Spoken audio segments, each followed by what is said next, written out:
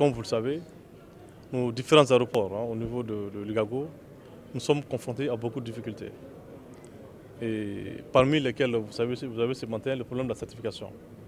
Et si vous avez les chiffres, vous voyez que il y a 2 tiers de nos aéroports qui ne sont pas encore certifiés, déjà au niveau des principaux aéroports, ce qui dénote beaucoup d'insuffisance, que les aéroports pris individuellement ne pourront pas satisfaire. D'où la nécessité pour nous de réunir nos forces, nos compétences, pour permettre à chacun, comme si nous sommes dans la même famille, à faire part à ses propres difficultés. Il y a une expertise au Mali qui pourra servir au Sénégal et vice-versa, et dans l'ensemble des pays membres du Gabon. Voilà pourquoi nous avons jugé nécessaire qu'au niveau du Gabon, il faut unir nos forces, il faut faire jouer la solidarité entre les États pour l'atteinte globale des objectifs fixés par les normes internationales, notamment les normes d'OCDE. Oui, merci beaucoup, c'est ce que je viens de dire. Le blocage, ça peut être par exemple dû à des moyens financiers. Peut-être que moi, aéroport pris individuellement, je n'ai pas l'ensemble des moyens pour faire former, avoir tous les experts. Si vous avez un pool d'experts au niveau de l'Ugago qui pourra être mis à votre disposition pour faire face à ces manques de personnel, donc à ces manques de moyens financiers, parmi tant d'autres.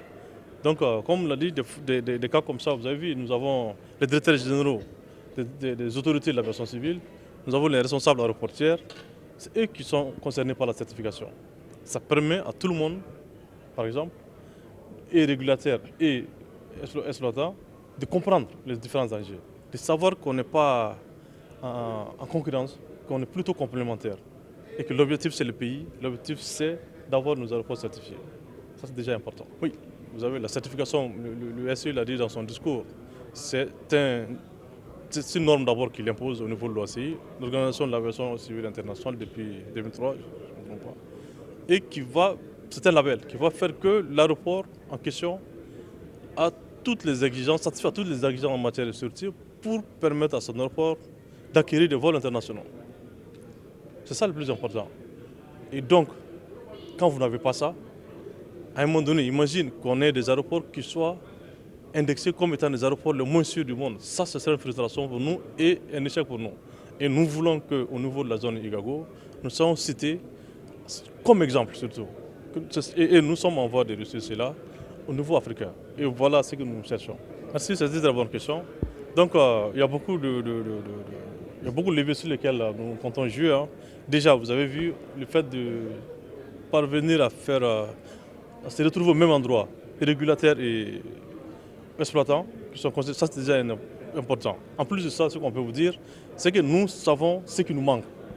Nous sommes conscients de nos faiblesses et de nos insuffisances. Et pour cela, nous orientons des formations spécifiques à l'endroit des différents gestionnaires pour permettre aux uns et aux autres d'abord de s'enquérir de ce qui se passe normalement, mais de corriger les lacunes. Ça peut être les lacunes de certaines expertises, ça peut être des cours de sensibilisation.